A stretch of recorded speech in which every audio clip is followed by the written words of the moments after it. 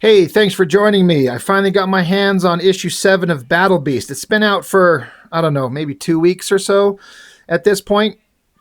They did the first 6 issues, and then they went on kind of a hiatus to let Ryan Otley kind of get ahead so they can kind of start re-releasing them, the new issues on a timely monthly basis, which is a great idea. It works.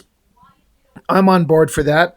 I understand that these things take time to make, and if they give themselves kind of a bit of a lead time to get the books ready to go once they start releasing them, you'll get them kind of on time set schedule, and that's great. Ryan Otley is one hell of an incredible artist, and this Battle Beast comic has been one of the most enjoyable things I've read in a long time. I have read all of the Invincible comics as they were coming out in real time. I'm, like most people, enjoying the hell out of the Invincible animated show, specifically because it's so accurate to the comic. It's kind of mind-blowing. It's shocking how good it is. And this story kind of is telling some backstory to the character of Battle Beast that happened in between moments of the early Invincible issues that we didn't know happened with the character. Because, of course, Battle Beast shows up kind of reoccurring as a reoccurring character in the comics, and presumably will be in the upcoming animated seasons of the show. But this kind of wild, crazy adventure of Battle Beast, he's out there looking to find some kind of, he's always looking for a fight, a battle, because he's so good and he's so undefeatable. All he wants to do is die in battle. And he's looking for someone, somewhere that will fight him to the death and he can actually die. And he thought that he found that creature, and that was kind of the whole point of the first 6 issues of the multiple kind of issue storyline where he was traveling around trying to find some monsters that can actually take him out. And it ended with a pretty epic battle, but he ended up not being able to defeat it. He got super injured himself, and I was kind of hoping for a resolution, honestly, at the end of issue 6, because it had been built up to that creature for so long. You kind of thought that it was going to be resolved right then, and it certainly was not. So I'm not going to say it was a disappointment. That's not the case at all. It's not a disappointment, but I was kind of like, oh, son of a bitch. I thought we were going to wrap this up and move on to some other new story elements. But now that the comic is going again and they're kind of continuing that storyline, kind of fine with it. Got this kind of a simple cover. It's not the most exciting out of them all, but it completely works. Kind of shows Battle Beast wounded quite severely, riding this weird creature that had been introduced in the comics a couple issues ago. Just kind of isolated and alone. Works great. I love the coloring. This sun in the background, the coloring with the mountains, the kind of clouds in front of it, and that glowing hot sun going down in the distance. It looks so neat. I love the coloring. The Annalisa Leone, her coloring she's become one of my favorite colorists out there. She's amazing. But we pick up the story. It's kind of convoluted to try and explain who these other characters are, but you've got this alien creature here and this robotic suit here. The robotic suit is kind of irrelevant because what makes the robotic suit important is a computer AI program that runs it. And it started out as a computer program inside a spaceship that Battle Beast took over, killed the crew, took the ship, and then Battle Beast was interacting with the computer program. And the computer program is sentient, and it loved its crew, and it's pissed that Battle Beast killed it, or killed the crew. And so it made... the AI let Battle Beast know that all it wants to do is kill Battle Beast. And Battle Beast himself says, well, I'm trying to find some kind of, like I was explaining, he's trying to find a battle, a fight that he can have somebody finally kill him and put him out of his, his torment from living. And the AI program agreed to use its vast knowledge to lead him to various monsters that it's aware of in the hopes that Battle Beast would be killed. And in their travels, they ran into this little alien guy, And he had been inside the stomach of one of the monsters BattleBeast was fighting and been slowly digesting for, I think it was centuries. And but BattleBeast freed him. And so this creature and the AI program, which got put into this robotic body, were kind of teamed up with BattleBeast while they're on this planet. And that's where we pick up. So the suit, it used to be a robotic suit that this guy would wear because he was just a head and a kind of an upper torso and an arm. So he used to sit inside of it so he could walk around. But now he's outside of it. And so the AI is inside the suit. That's why there's no head, because it's supposed to be like a thing that this guy would wear, for anybody who hasn't been reading the comic who doesn't know. But they're looking out across this great landscape. And so the AI, it's talking here. It says, I detect your heart rate increasing. You're waking up. Good morning, Prince Salaka. I stood watch all night. No threats presented themselves, and I see no indication we are being pursued by the juggernaut or her people. The juggernaut is the big monster that BattleBeast was fighting, and we didn't get a resolution to, which we were hoping we would get, but that's the story that we're building to. So this alien creature, he's waking up. He's like, oh, that's good news. Like, they're not being pursued or anything like that. And I got to be honest, this part really caught me off guard. Because again, this creature, he was only like, this is all you could see of him. This is all that was left of him. A head, an upper body, and a single arm. But through the creatures that they met in earlier issues, they ran into this magical creature that said that she put some kind of a magical spell on him that would grow his body back, which has slowly been happening. And so he sits up. He's only got half a tattered shirt on, and he wakes up and says, Gadzooks, my penis is back. So there's this weird, coiled up, strange-looking, full frontal alien penis thing staring us right in the face. It's ridiculous. It's funny.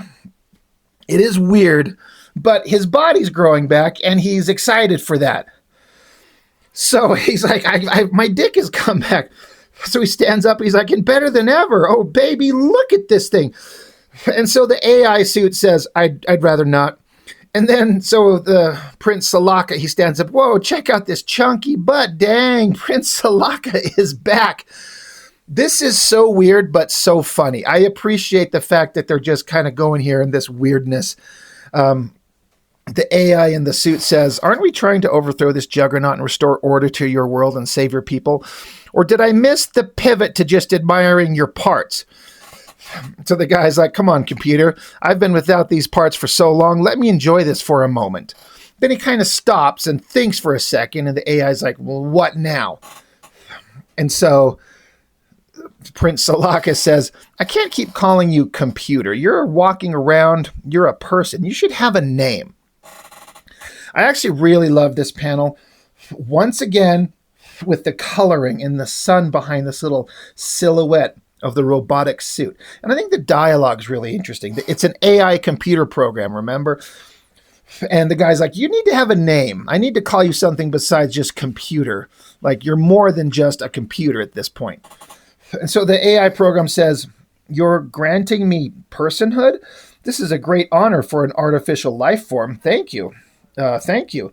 But I don't know what I should pick. Can you name me? So the little alien guy's like, I sure can. So they start going through some ideas. It's like, Laka? No. Luca? No. Colis? No. Bluish? No. Zula? And the AI just kind of stops and it thinks. It's like, Zula. I like it. So he's like, great. Zula it is. So the AI says, scanning, reconfiguring. Yes, the hardware is capable. Good. So the alien's like, capable of what? Says, I've always wanted a face, and now that I've got a body and a name, it really feels like I should have one. Activating hard light projectors, stand by, and now a holographic face is presented for this AI program for the first time in now 7 issues. It's just been a voice in a computer program in a spaceship, and then a voice in like a downloadable hard drive that they've been carrying around.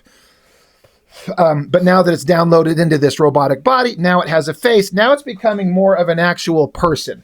So it's kind of interesting in that respect. And so it says, what do you think? Do I look like a Zula? And it kind of looks like the holographic face is trying to resemble the alien race of this creature himself, too. So he's like, wow, nice. The Zula I knew was far less beautiful. The AI says, wait, who did you name me after? He's like, it's not important. We really should work on trying to find BattleBeast. He could be anywhere. So just kind of a quick catch-up of these characters and kind of establishing them as more permanent the way they are in their current forms. Again, with the Prince guy growing his body and the AI getting its own body and face.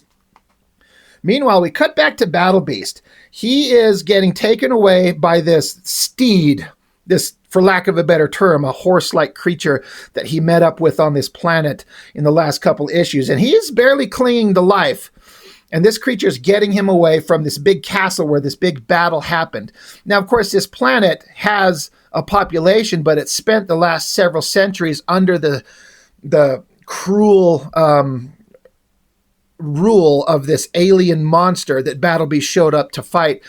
And the alien monster, the juggernaut they call it, feeds on the human, or not the human, but the flesh creatures here. And that's just been their existence for long time.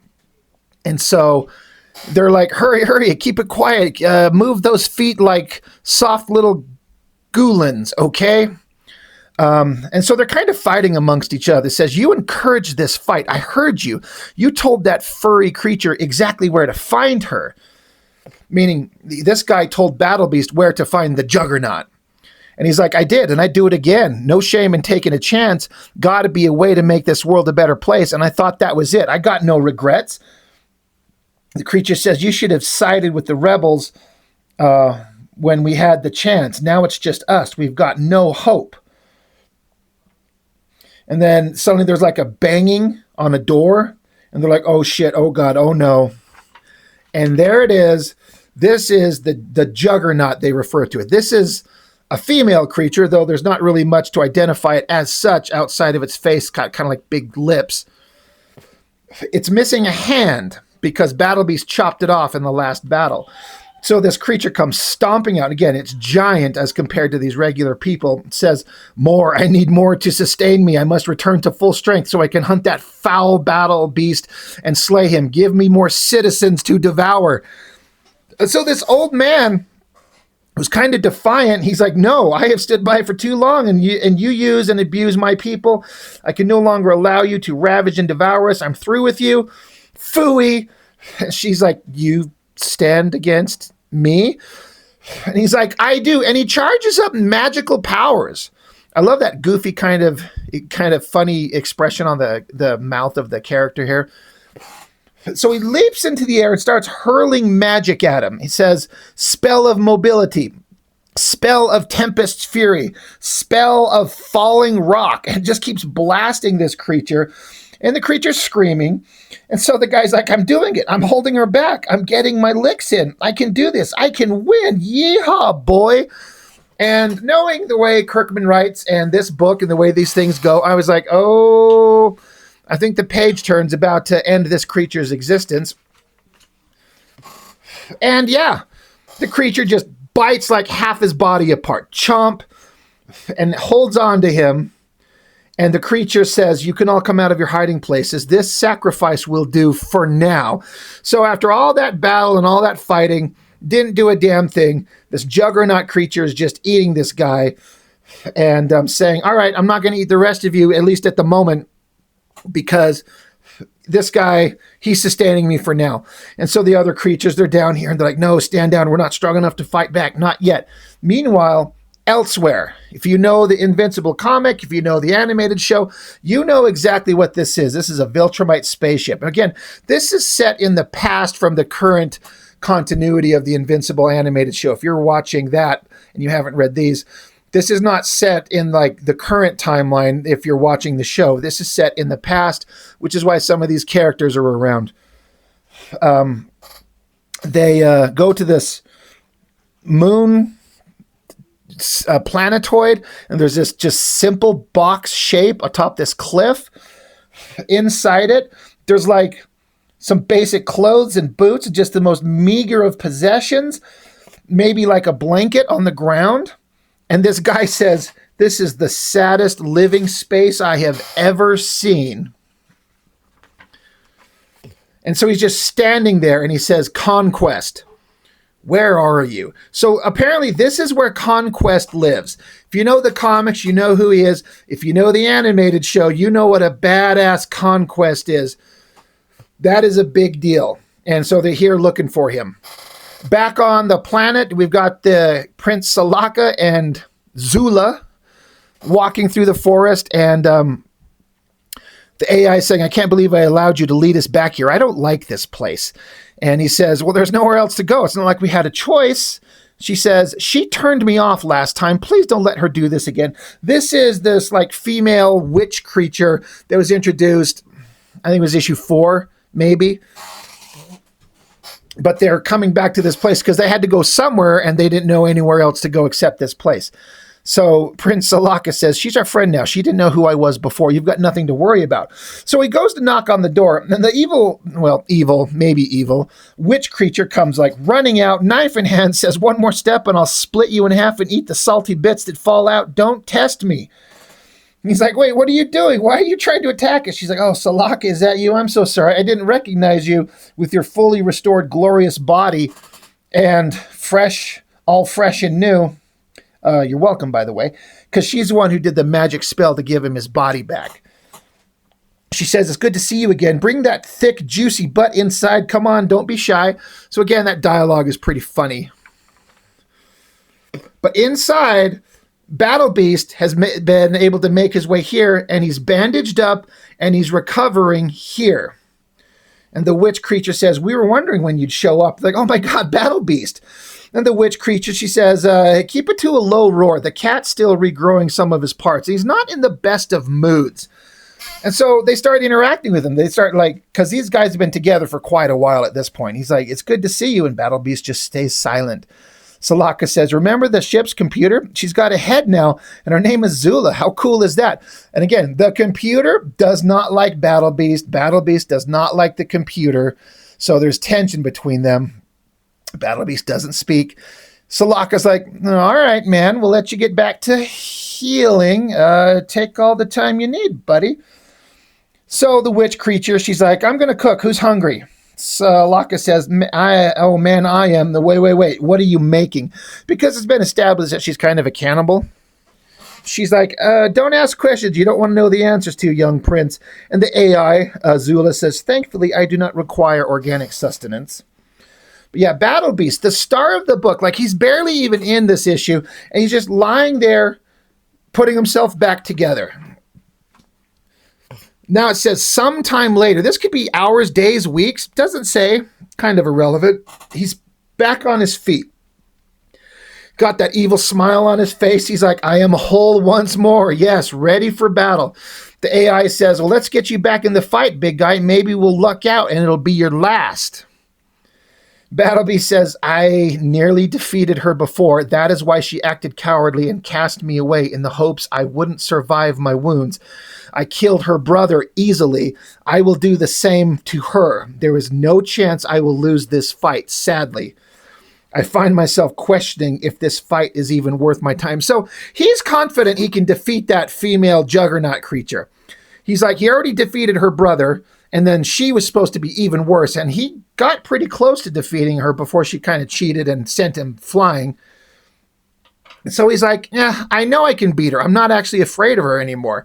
So is it even worth my time?" And so Salaka's like, "Wait, just hold on a minute. My people have been ravaged by this monster. Our civilization is in shambles.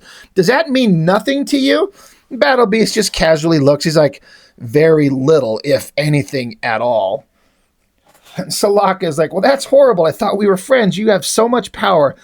The chances of you losing the fight are minuscule at best. Why don't you use all that rage to, I don't know, do something meaningful? You said you brought peace to your world, right? Didn't that feel good for a moment? For at least a moment? Do you Don't you want to feel something like that again? BattleBeast just remains silent. And Salaka's like, yes, no, maybe, trying to get something out of him. So Salaka goes up to him and grabs BattleBeast by the face, which is something BattleBeast would have not tolerated from him or anybody for a while, but he kind of is tolerating this guy for the moment. And Salaka's like, what is it? BattleBeast says, I do not recall you being this brave, Prince Salaka. He says, my people are on the verge of extinction. I turned my back on them once. I won't do it again. BattleBeast says, this argument is pointless. Your anger is wasted on me. I will fight your battle, and I will win. This juggernaut offers me no challenge, but I will face her nonetheless, and I will win. There is no chance she alone can defeat me. So there's a little bit of foreshadowing back to the great castle where she stays. She's sitting there, body parts regrown. She says, you have no idea where he could have gone? Sounds like someone wants to get eaten. And the creatures are like, Juggernaut, my liege, the ancient landing pad is being used once again. A ship is arriving from the stars like the days of old. So she goes running like, a ship? And all the creatures are like, holy shit, we're so lucky. So the ship is landed, and out comes the brother that BattleBeast met and fought in issues like 1 and 2, I think it was. He got freed, and now he's out. And he says, yes, my dear sister, I have been freed from the cosmic nail you banished me in. Behold my return. Shall we resume our glorious fight now or later? And she says, I'd say later. It would appear we have a common enemy, dear brother. So, of course, the idea is like now these two, very hard to defeat on their own, are now going to team up, and BattleBeast is going to have to take them both on. So here we are. You know, I'm very much into this story. It's simple, it's funny, it's gory, it's incredibly well drawn because Ryan Ottley is just fantastic.